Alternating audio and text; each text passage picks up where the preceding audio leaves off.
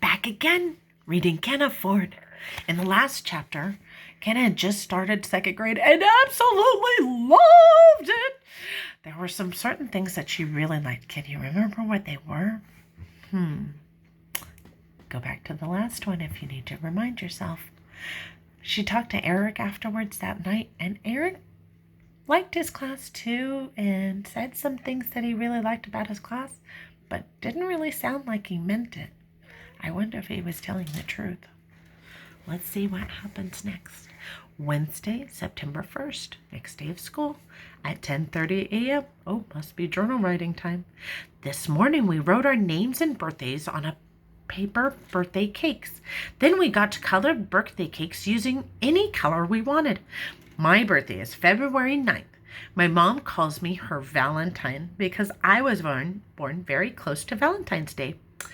But I didn't write my birthday as February 9th. I wrote it in a special way with just numbers that I learned from Brian. You write a number for the day and a number for the month. Can you remember which month is February? January, February. And you put a line between the numbers, and the day of my birthday is 9, and the month the number is 2, because February is the second month of the year. So I wrote 9-2. I'm lucky to have an older brother who teaches me things. Now we are writing in our journals, and Mrs. Campbell is hanging our birthday cakes. She has the names of the months hanging on the wall. She is putting our cakes next to the name of the month of our birthdays. Wait, she just taped my cake next to September. Uh-oh. And just now she said, "Excuse me, ladies. I'm very excited to report that we have a class birthday tomorrow, September 2nd. Now, when we write the date, what comes first when we use the dashes? Is it the day of the month or the month first? I think she might have done it backwards. And, let's see. September 2nd is Kenna Ford will be the first student to wear our special birthday crown. Then she looked at me and smiled. "Kenna, I hope you like chocolate cake," she said. I tried to open my mouth to tell Miss Campbell that there must have been a mistake. My birthday's February 9th.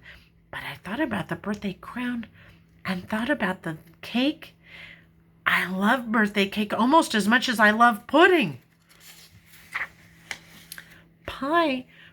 So when I opened my mouth, this is what came out. Yes, Miss Campbell, I love chocolate cake. I want to go back to the picture that showed Miss Campbell had the birthday 9-2. It should have said 2-9. 8:30 p.m. that night. When Brian came home from school, I wrote down 9-2 and showed it to him. He said, "You told me this says February 9th. That says September 2nd, he said. "No," I told him, "my birthday's on the 9th, and February is the second month of the year." "I knew that, smarty pants," Brian said. "But in America, you write the month first, then the day. It should look like this." Then he took my pencil and paper and wrote 2-9. I looked at his 2-9, then I looked at my 2-9, then I understood my big mistake. Uh-oh, this is the big second grade mix-up. Is this a mistake? I think I have gotten myself into a kind of a mess. "Why are you asking me these dumb questions anyways?" Brian wanted to know. I told him it was for my homework, and then I ran up to my room really fast, and I needed to think of a plan to get myself out of this trouble. I thought about my big mistake for 1 whole hour. Miss Campbell thinks my birthday is tomorrow, but it's not until February. I didn't mean to lie to Miss Campbell. If I let her keep thinking that my birthday is tomorrow, that's kind of a lie. And all I have to do is tell Miss Campbell about the mix-up. I will explain my birthday is not September 2nd.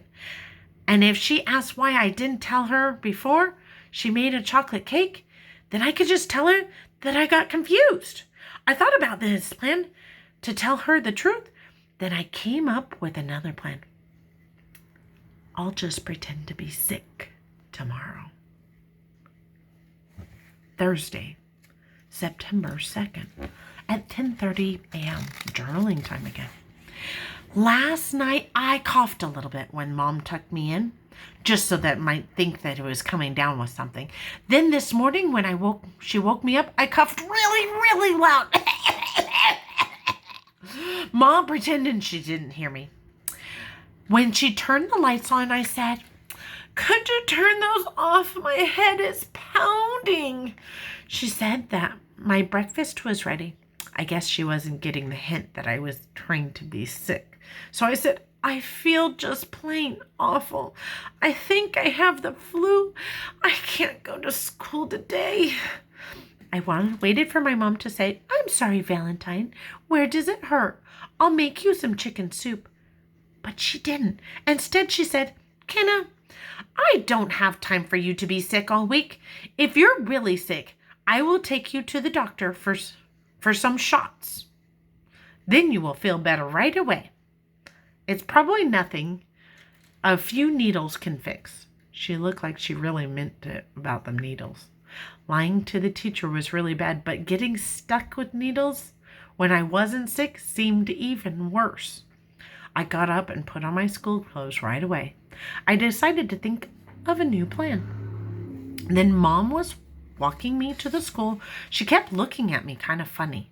I think my eyes were really big and round because I was thinking so hard about my new plan. When she gave me a kiss at the door at school, she looked at me for a second. Then she said, "Kenna, if you start to feel worse, you have the school nurse call me. I will take you to the doctor." Then she looked at me funny again.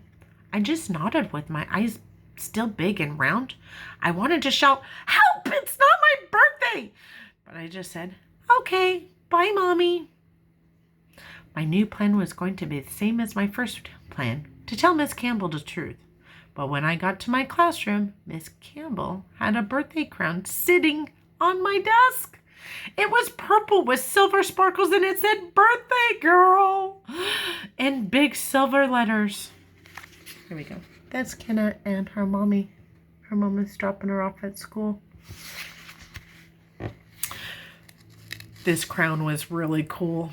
I put the birthday crown on my head. On one side of the chalkboard, Mrs. Campbell had written with different colored chalk, "Happy birthday, Kenna Ford." And she had drawn out 3 balloons. It was the first time I'd got my name on the board, and it didn't mean I was in big trouble. I knew I needed to tell Miss Campbell the day really wasn't my birthday, so I raised my hand. I could feel my heart beating really fast. She said, "Yes, Kenna," and looked at me with big smile on her face. She was smiling at me because she thought it was my special day. And all I was thinking was, "I like the balloons on the board, Miss Campbell." And even though I did like balloons on the board, I felt like a big fat liar. Now I'm sitting here with this birthday crown on my head, trying to think of what to tell Miss Campbell. I have to tell her the truth before lunch. After lunch, I will see Eric, and he will know it's not my birthday, and he will tell my class. Then I'll be in trouble. I'm going to stop there. I wonder what will happen. Let's see. See you next time.